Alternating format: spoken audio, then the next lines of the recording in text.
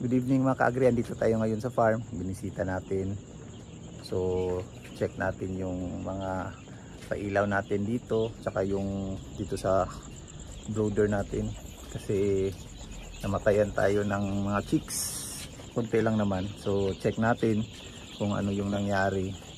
So, sa nakikita namin, parang sobrang init yung heater kasi dito. Kasi yung heater na ginamit natin parang nasira. So palaging hindi na nag-off. So sobrang init.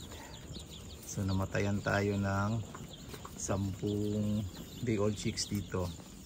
So ngayon in-adjust na natin, pinalitan natin ng bagong heater.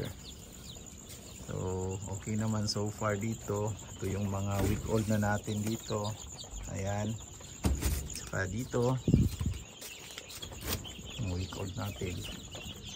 So pakain kasi adlibitom yung kain nila, saka pinalitan yung tubig kasi mahaba yung oras na hindi tayo makapagpalit ng tubig saka makabigay ng pagkain.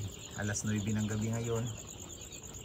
Ayan, ito yung mga week old natin, mga going 3 weeks old.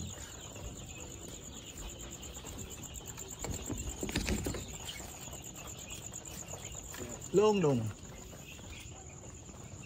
So ito yung mga breeders natin mga ka-agri. Relax na relax. So yung problema natin, hindi na natakpan yung pugaran nila. Saka yung ibang breeder din umaakyat yan sa taas. So nadudumihan. So dapat next time dapat mas lanting talaga para hindi sila makaakyat dyan. Ayan.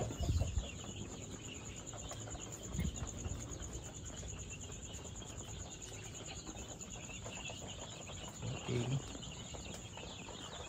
So far, okay. Ayan sila Jungjung.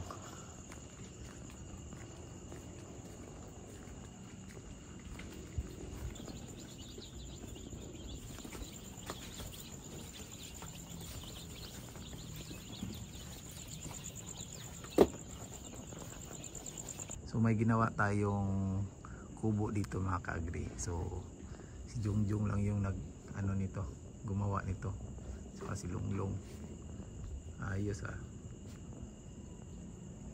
Ayan, ito yung farm natin tuwing gabi.